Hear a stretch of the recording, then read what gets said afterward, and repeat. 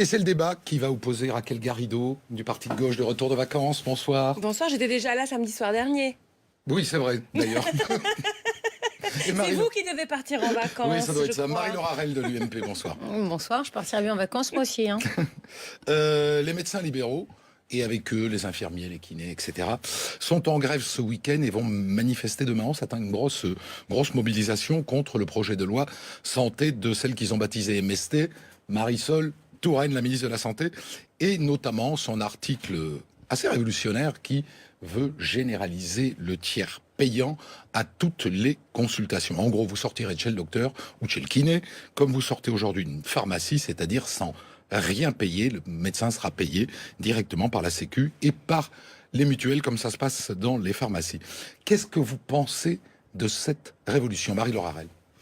Comme vous venez de le dire, on sortira sans rien payer. Ça veut dire quoi? Ça veut dire que la carte vitale va devenir une carte bancaire, une carte de paiement dont la banque s'appellera l'État. C'est une mesure que je considère à titre personnel comme très démagogique de la part de la gauche. Si vous demandez aux Français s'ils ont envie de payer ou pas leurs soins médicaux, même quand ils en ont les moyens, je peux vous garantir qu'ils vont tous vous dire qu'ils préfèrent ne pas payer. Ne pas avancer. Oui. Donc tout ça entretient les gens dans le mythe d'une sorte de santé gratuite, alors qu'elle n'est pas du tout gratuite. Je rappelle quand même que la sécurité sociale est déficitaire de 240 milliards d'euros. La branche maladie est celle qui pèse le plus dans ce déficit. Et à travers cette mesure démagogique, le gouvernement est en train de faire croire qu'il va créer de la justice sociale. Il y a, et j'imagine que Raquel Garrido va le dire, il y a effectivement un Français sur 3 aujourd'hui qui doit renoncer aux soins médicaux faute de moyens financiers. Donc pour celui-là, vous seriez OK pour le tiers payant? C'est ça, c'est que moi ce que je ne comprends pas, c'est pourquoi la généralisation du tiers payant. Si le but, on a le système de sécurité sociale le plus généreux au monde, il n'est pas question de remettre en cause ce principe.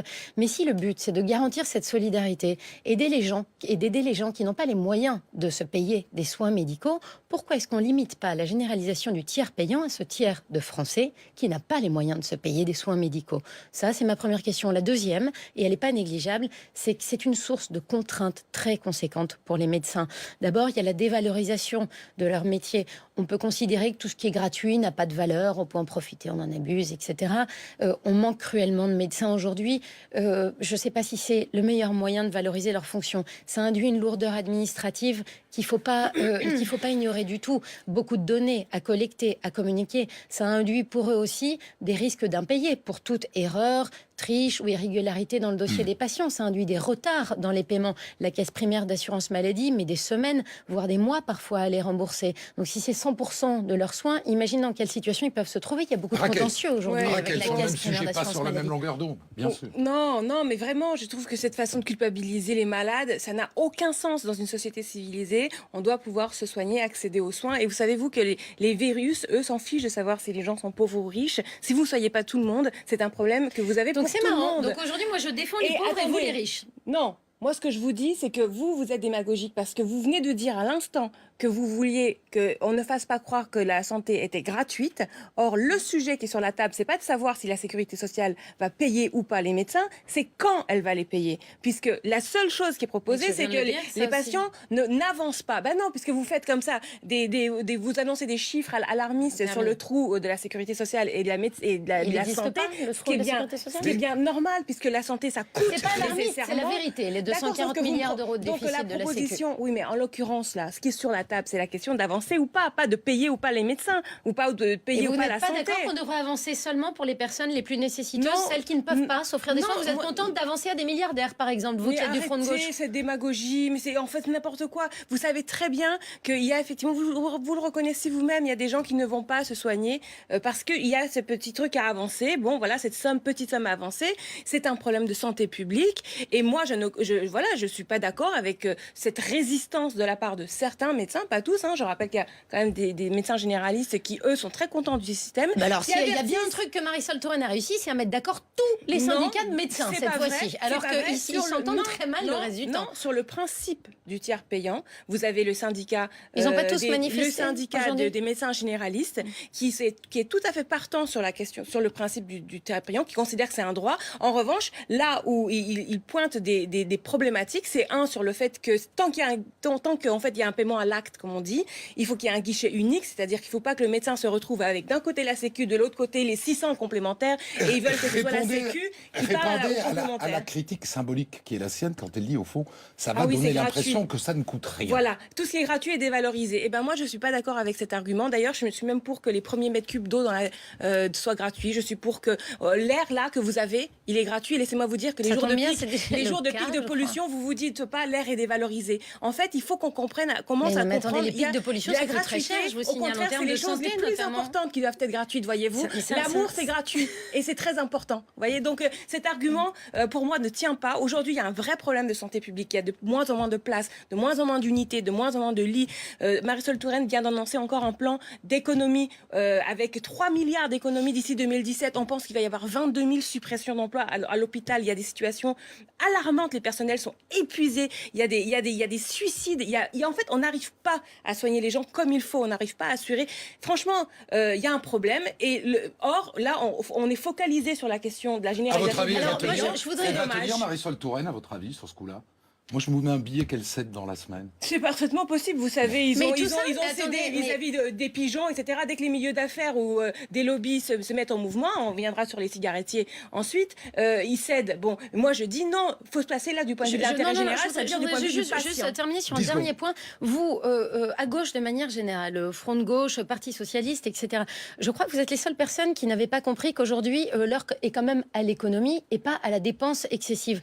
Vous Mais voyez dites là. où est Ah, mais l'économie que vous voulez attendez, faire? Dites attendez, où, quel hôpital, non, quelle est-ce que unité, je quelle peux- maternité? Et on Marisol Touraine, elle fait déjà on tout. resterait calme. Les suppressions. On reste calme. faut le Je dire. vous dis juste, on ne peut pas sans cesse faire l'État intervenir à la place des gens et les déresponsabiliser. Ça fait plusieurs fois que ça arrive. La garantie universelle pour loyer impayé.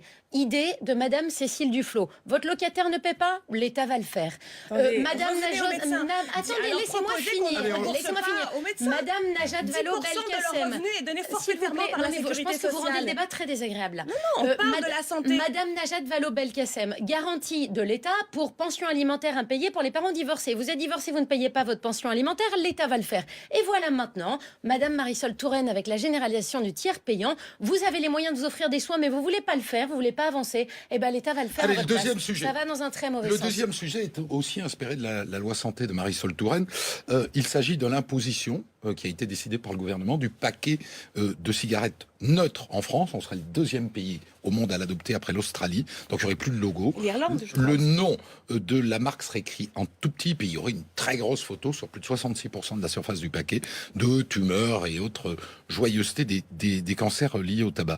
Le débat commence mardi à l'Assemblée nationale, et il se raconte, et on va d'ailleurs le raconter tout à l'heure avec le témoignage d'une députée, que les lobbies du tabac et les lobbies des buralistes font actuellement le siège de tous les bureaux de députés pour tenter de les convaincre de ne pas le voter. Est-ce que vous êtes favorable au paquet neutre? On a un peu moins de temps. Réponse pas trop longue. Alors oui, moi je suis favorable à tout ce qui peut concourir finalement à la baisse de la consommation du tabac, qui est un fléau de santé publique.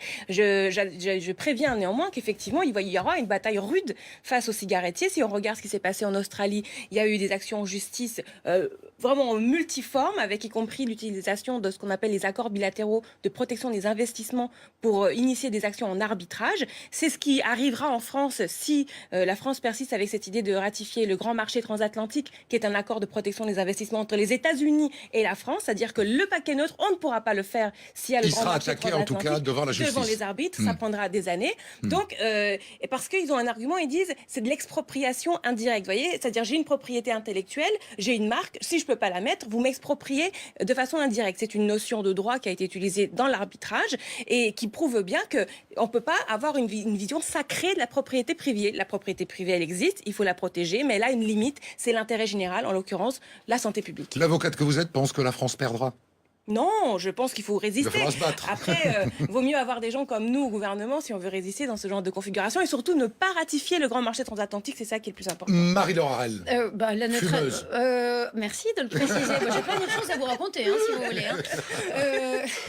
Bon, pour commencer, d'abord, je pense que c'est une mesure qui est a priori plutôt inefficace. Vous citiez l'Australie où cette mesure existe. Elle existe depuis 2013 et l'industrie du tabac a précisément constaté que depuis 2013, les ventes de paquets de cigarettes ont augmenté en Australie de 0,3%, 21 milliards de cigarettes en plus vendues l'année dernière. Donc, c'est pas certain que ça fonctionne. Moi, j'ai lu une baisse de même, 0,3. oh, s'il vous plaît, arrêtez de m'interrompre. Le deuxième, non, mais vraiment. Le deuxième point, après toutes ces mesures un petit peu médiatiques et cosmétiques, quand on écrit fumer-tu sur les paquets ou qu'on met des images de poumons abîmés, on l'a fait en France, le nombre de fumeurs a quand même continué à augmenter, donc je ne crois pas trop en ça.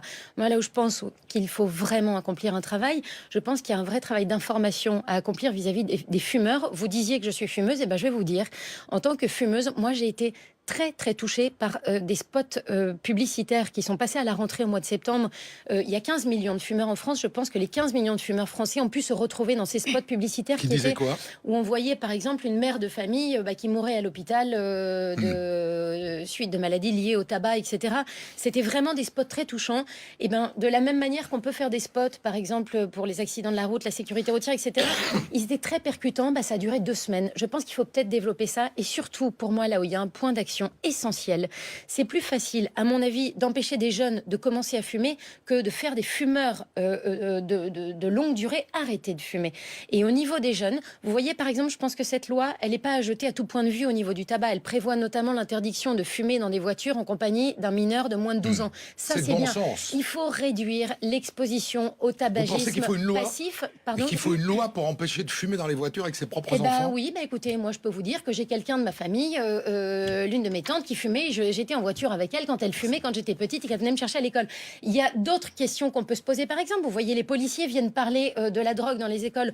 Pourquoi est-ce qu'il n'y a personne qui vient expliquer très clairement les méfaits du tabagisme dans les écoles ? Les buralistes n'ont pas le droit de vendre des paquets de cigarettes normalement aux mineurs. Est-ce que le contrôle est suffisamment renforcé ? Voilà là où il faut agir. C'est pas ces petites mesures cosmétiques qui comptent, c'est la prévention et l'information. Convaincu ? Compte tenu du coût que ça coûte à la sécurité sociale de soigner les gens et les maladies de fumeurs, je suis étonnée que vous ne proposiez pas de dérembourser tous les soins causés vous voyez, par les fumeurs. non, le dernier mot, c'est pour moi la fumeuse. Vraiment cohérente d'une personne de droite de dire puisque vous fumez, je trouve que votre cancer, vous le payez. Non, vous êtes dans cette... écoutez, c'est très... Votre cancer, vous le payez. Écoutez, déjà, je me souhaite de ne pas en avoir un, pour commencer. Mais je pense que les ministres dans ont une débat forme d'avant. Non, Vous avez dit que vous êtes dans cette logique très cynique. On ne doit pas culpabiliser les fumeurs. Ils sont victimes de l'industrie du...